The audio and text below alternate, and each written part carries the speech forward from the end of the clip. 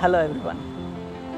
आज हम आपको लेके आए हैं गांधी म्यूज़ियम और आज हम बात करेंगे गांधी जी के बारे में, उनके बारे में बहुत सारी उनकी वैल्यूज़ के बारे में, उनके मॉरल्स और बहुत सारी ऐसी चीज़ें जो म्यूज़ियम के बारे में आपको नहीं पता हैं। म्यूज़ियम कब इस्टेब्लिश हुआ, क्या इस्टेब्लिश हुआ, यहाँ पे क्या क्या है, इसकी एंट्री फ़ीस क्या है और इसमें क्या क्या चीज़ें अवेलेबल हैं। तो आइए आपको ले चलते हैं म्यूज़ियम।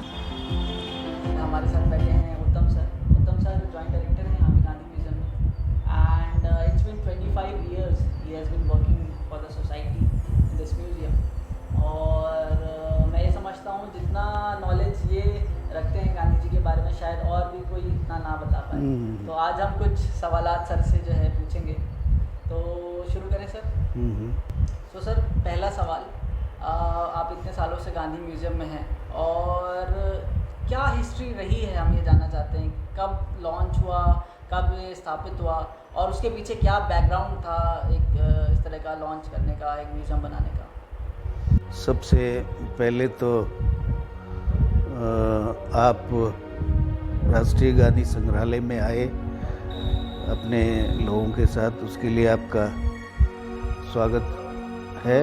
और मैं आपको ये बताऊं कि राष्ट्रीय गांधी संग्रहालय की शुरुआत वैसे तो गांधी जी की मृत्यु के बाद ही हो गई थी। जब 1948 में गांधी जी को शहीद किया गया दिल्ली में, तो ये एक ऐसी घटना थी जिसका किसी को कोई आभास पहले से नहीं था। ये सही बात है कि कई बार उनके जीवन में उनके ऊपर हमला हुआ, उनके प्राण लेने की कोशिश की गई, लेकिन गांधी जी ने कभी उसकी चिंता नहीं की थी। पर ये दुर्भाग्यपूर्ण घटना हुई 30 जनवरी 1948 को, और ये एक सच्चाई, कड़वी सच्चाई के रूप में देश के सामने आया। तो जब इनकी मृत्यु हुई तो उस समय जितने भी राष्ट्रीय नेता थे उनकी एक मीटिंग हुई, आपात बैठक हुई और सबने इस कृत्य की भर्त्सना की। और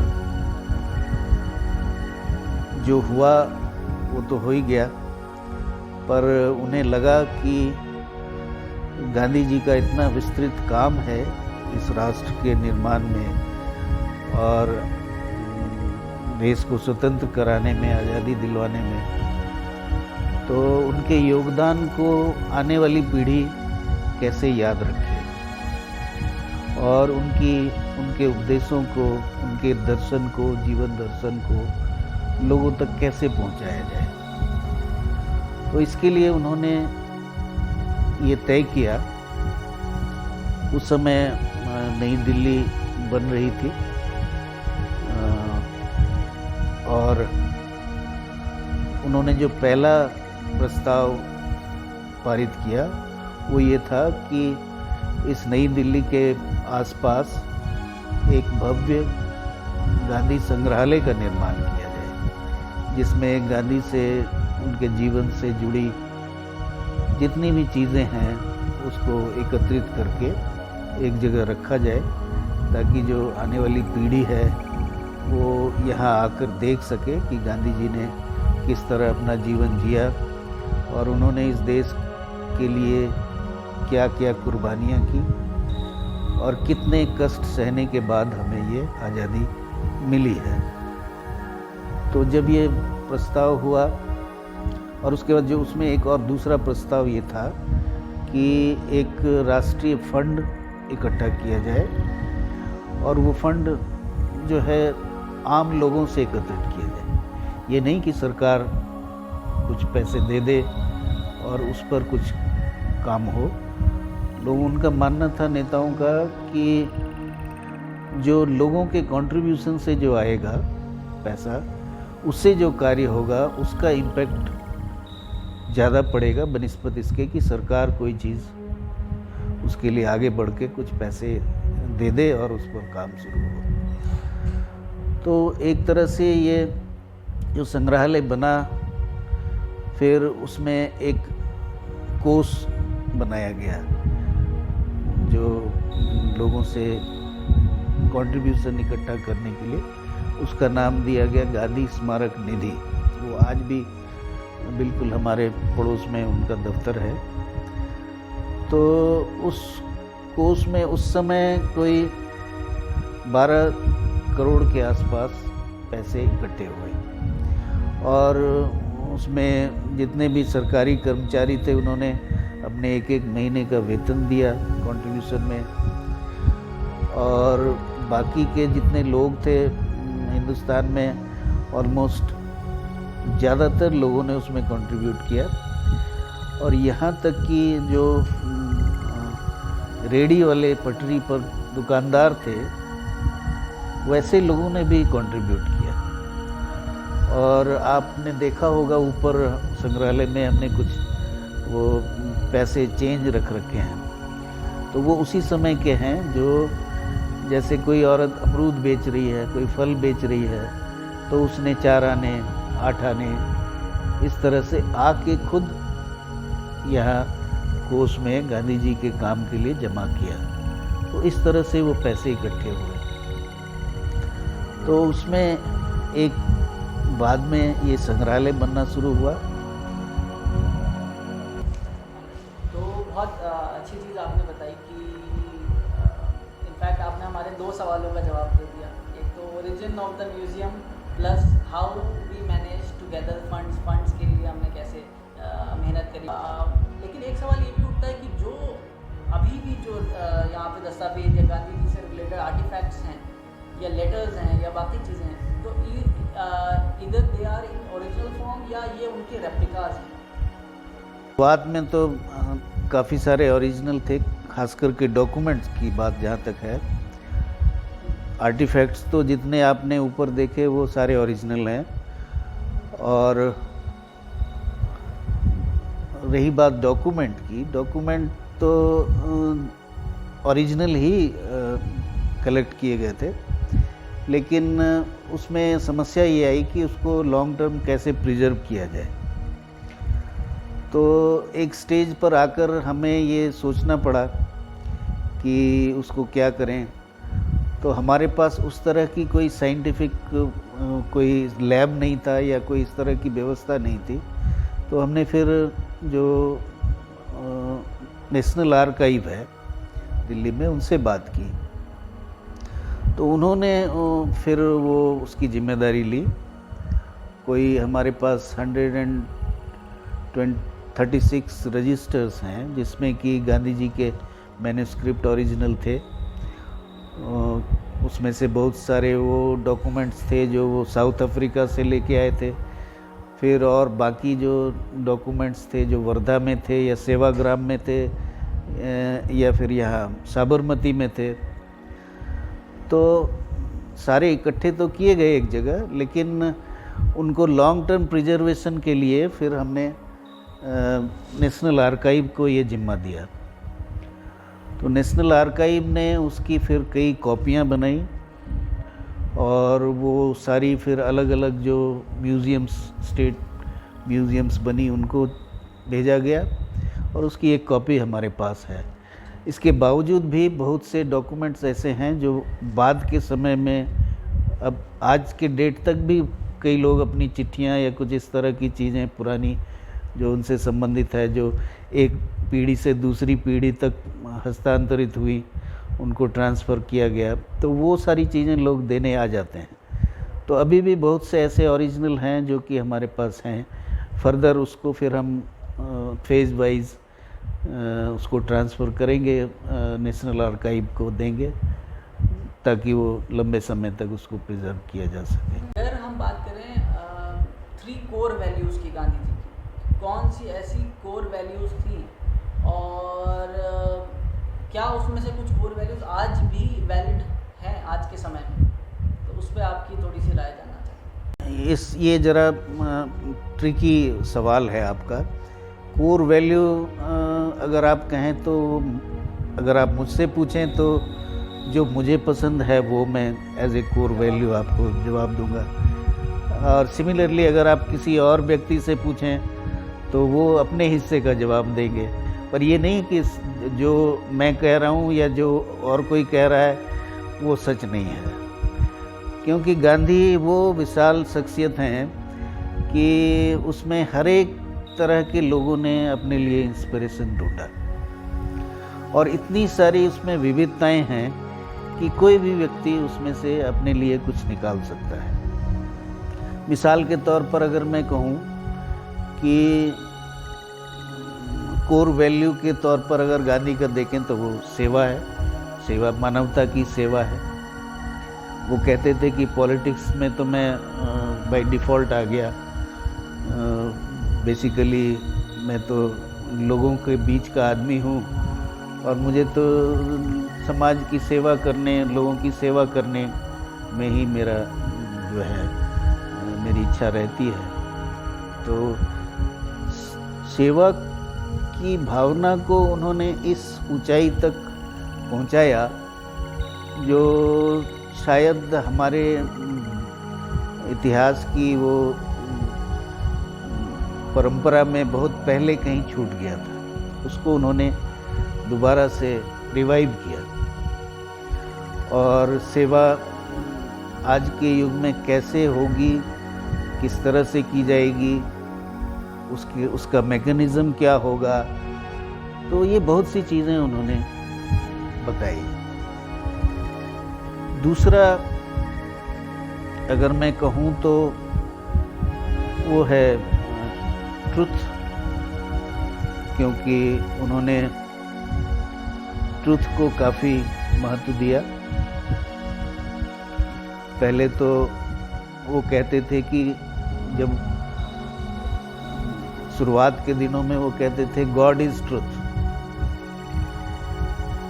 क्योंकि उनको सत्य को स्थापित करना था। तो उन्होंने कहा गॉड इज ट्रुथ, लेकिन फिर उनको लगा कि इससे तो बात बनती नहीं, गॉड तो हर एक के लिए अपना अपना है, तो लोग गॉड को मानेंगे, ट्रुथ को क्यों मानेंगे। तो फाइनली वो इस कंक्लूजन पर पहुंचे कि नहीं, ट्रुथ इज गॉड। तो उन्होंने कहा ट्रुथ ही गॉड है।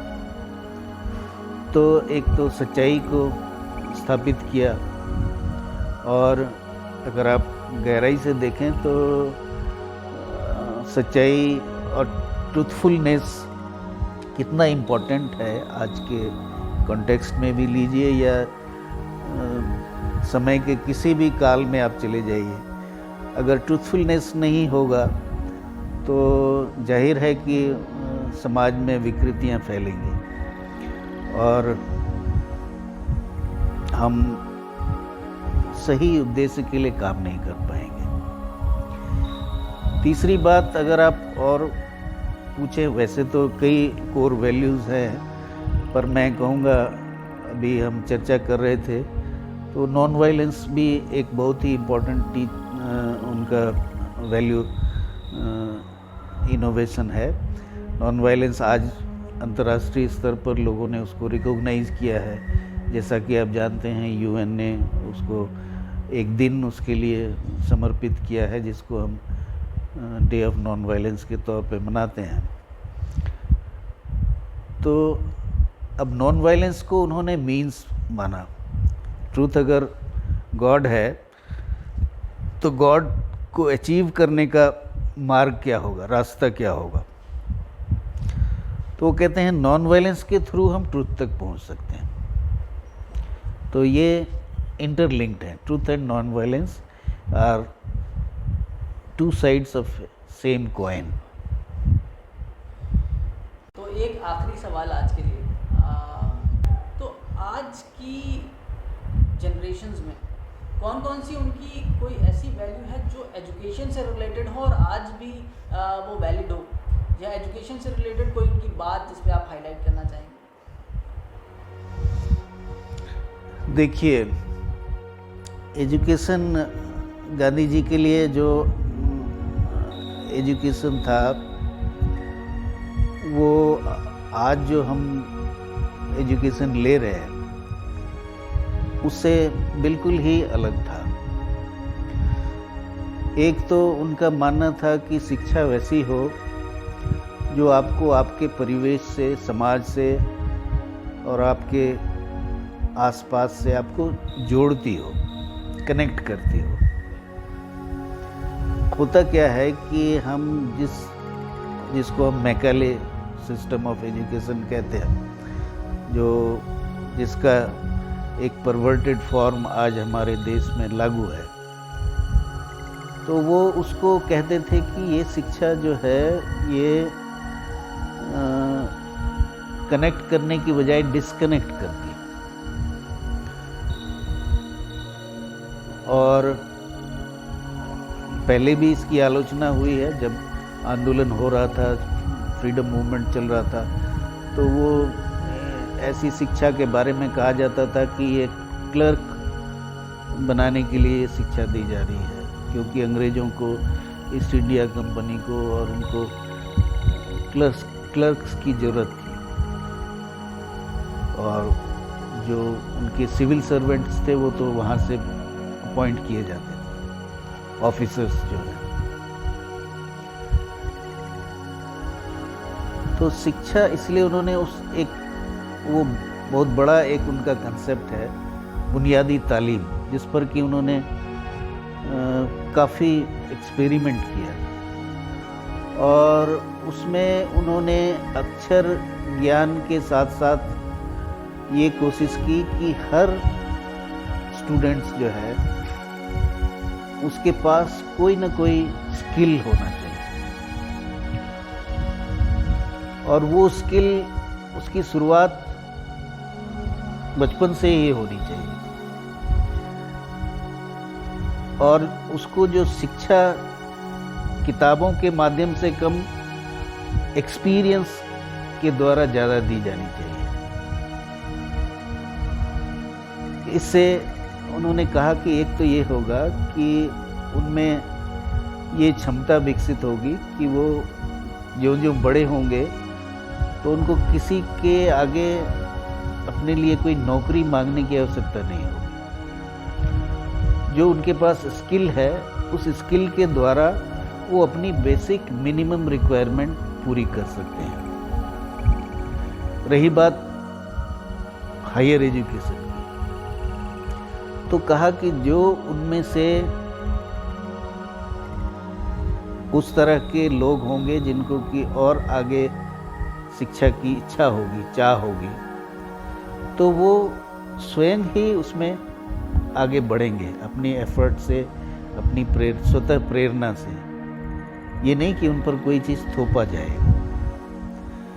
तो अगर आप उसको ठीक से समझना चाहें तो उनका जो बेसिक एजुकेशन का कंसेप्ट है, ये बहुत दिनों तक कई सारे स्कूल भी चलाए गए। मुझे लगता है कि 50 के आसपास इस तरह के बेसिक एजुकेशन के स्कूल्स चले हैं उस दौरान, और मुझे लगता है वो 60s तक काफ़ी काम करते रहे कई अलग अलग जगहों पर। लेकिन चूँकि देशव्यापी जो शिक्षा पद्धति है उसमें उसके लिए कोई बहुत ज़्यादा स्थान नहीं बचा, या जो सरकार की योजना है, शिक्षा योजना, उसमें उसको सही ढंग से इंक्लूड नहीं किया गया, जिसके कारण कि वो धीरे धीरे वो चीज़ उतनी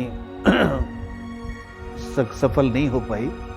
लेकिन अब जो नई शिक्षा नीति आई है, कहते हैं कि उसमें से काफ़ी गांधी के यहाँ उन्होंने एडॉप्ट किया है। अब वो तो जब सामने आएगी तब लोग देखेंगे और देख पाएंगे। और दूसरी जो मुख्य बात है, शिक्षा के माध्यम से वो सिर्फ कहते थे शिक्षा सिर्फ अक्षर ज्ञान नहीं है, ये है बॉडी, माइंड एंड सोल। इन तीनों को हम कैसे विकसित करें, क्योंकि हम एक योग्य नागरिक इस देश के लिए हम तैयार कर सकें, जो इस देश के लिए कुछ कंट्रीब्यूट करने वाला होगा। ये नहीं कि वो सिर्फ इस उम्मीद में होगा कि इस देश से मुझे क्या मिल रहा है, बल्कि वो ये सोचेगा कि मैं इस देश को क्या दे रहा हूँ, क्या दे सकता हूँ। तो मेरे ख्याल से शिक्षा के क्षेत्र में भी जो उनके विचार थे वो काफ़ी रिवॉल्यूशनरी थे। ये अलग बात है कि हमने उन चीज़ों को उस तरह से अडॉप्ट नहीं किया। आज अगर आप देखें तो उन्होंने ग्रामीण स्तर पर कार्यकर्ता तैयार, जो शिक्षा के साथ साथ लोगों को खेतीबाड़ी कैसे करना है, कैसे उसका प्रकृति को अक्षुण्ण रखते हुए, उसको जो हमारे रिसोर्सेस हैं उसको मेंटेन रखते हुए हम कैसे उसमें से अपने ज़रूरत की चीज़ें पूरी कर सकते हैं। तो वो आज से 100 साल पहले इस तरह से शायद ही कोई सोचता था। आज हम सोचते हैं, आज हम बात करते हैं सस्टेनेबल डेवलपमेंट की बात करते हैं। हम कहते हैं कि हम रिसोर्स उतना ही खर्च करें ताकि जो हम नेक्स्ट जनरेशन के लिए इंटैक्ट छोड़ जाएं। पर ये गांधी उस समय कह रहे थे, पर उस समय हमने वो देखा नहीं, सोचा नहीं। जब हमें वो सारा भुगतना पड़ा, पर्यावरण का नुकसान हुआ, ग्लोबल वार्मिंग शुरू हो गई, क्लाइमेट चेंज का फिनोमेना हमारे सामने है, तब जाके हमको ये इस बात का एहसास होता है कि जो गांधी ने आज से 100 साल पहले कहा था वो ठीक कहा था। तो आपने सुना आज गांधी म्यूज़ियम के बारे में, गांधी जी के बारे में, इस संग्रहालय की स्थापना से लेकर और आज तक जो उनकी वैल्यूज़ हैं गांधी जी की, उनके बारे में, और आज के मॉडर्न एजुकेशन सिस्टम में क्या क्या वैल्यूज़ उनकी आज भी वैलिड हैं, जिसे आज यूनेस्को, WHO वर्ल्ड लेवल पे ये आज रिकॉग्नाइज हो रही है। तो आज के लिए इतना ही, मिलते हैं आपसे नेक्स्ट वीडियो में, तब तक के लिए दीजिए इजाज़त, शुक्रिया। तो यहाँ पे एंट्री फ़ीस 0 रुपीज़ है। जी हाँ, यहाँ पे एंट्री बिल्कुल फ्री है। आप गांधी म्यूज़ियम आ सकते हैं। राजघाट के जस्ट ऑपोजिट साइड पे गांधी म्यूज़ियम अवेलेबल है, और इसके साथ साथ ये गूगल मैप्स पे भी आपको इसका एड्रेस मिल जाएगा।